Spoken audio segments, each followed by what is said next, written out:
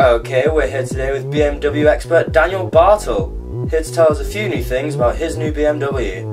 Morning, Daniel. Morning. What model is the car?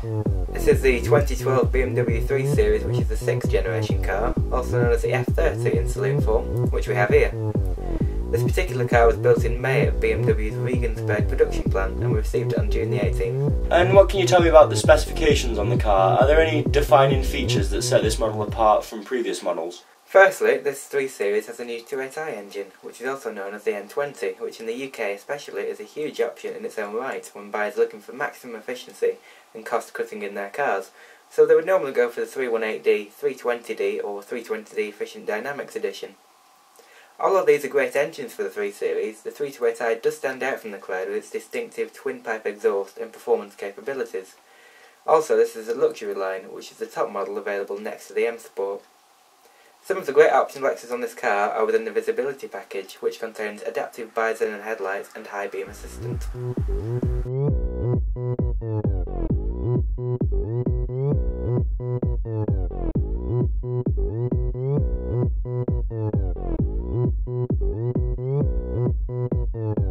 In the automatic setting, this ensures maximum lighting is produced onto the road, as the beam will follow curves in the road, and High Beam Assistant will intelligently distribute the high beam to maximise driver visibility without dazzling other road users.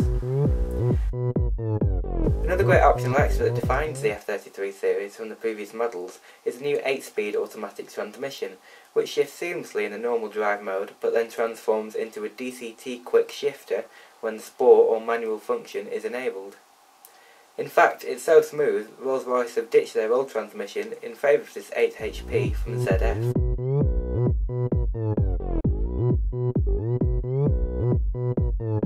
Ah, it's clear you're a fan. Regarding the previous models, how would you say the successor compares? Is the performance better? The predecessor to the F33 series was the E93 series, which is also a great car. To compare, I'll use the E90 328i to the current 328i. The previous car used the N52 engine, which is a naturally aspirated 3-litre inline 6-cylinder engine, and this produced 228 horsepower with 270 Nm of torque, which gave the car a 0 to 60 time of 6.4 seconds. The current 328i, however, uses a much smaller engine. This is a twin-scroll turbocharged 2-litre inline 4-cylinder engine, but it produces more power, more torque and less emissions with a lower fuel consumption than the previous engine. The 4-cylinder produces 245 horsepower and 350 Nm of torque, with a 0 to 60 time of 6.1 seconds.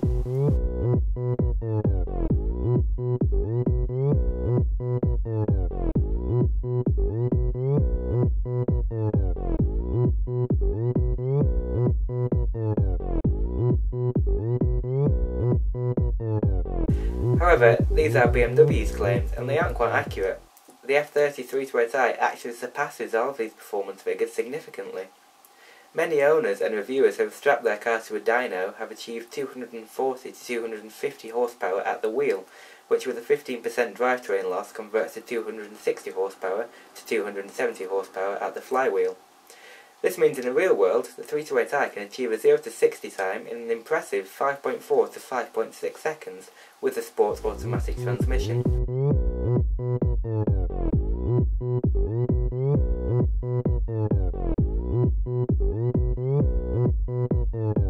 Would you say this car has any weaknesses? Overall, I think this car is fabulous, but there is one weakness. This is with the auto stop-start function, which isn't as refined as competitors such as Mercedes, as the BMW system completely relies on the starter motor to restart the engine, so quite a shock is sent through the stationary car on reboot.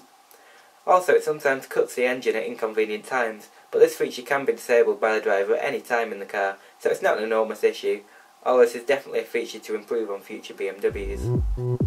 Okay, one final question. Would you recommend this car to a friend? Definitely. I mean, it does depend on what you want from a car and how much you're willing to spend, but everyone else who has been in the car has been enormously impressed with it.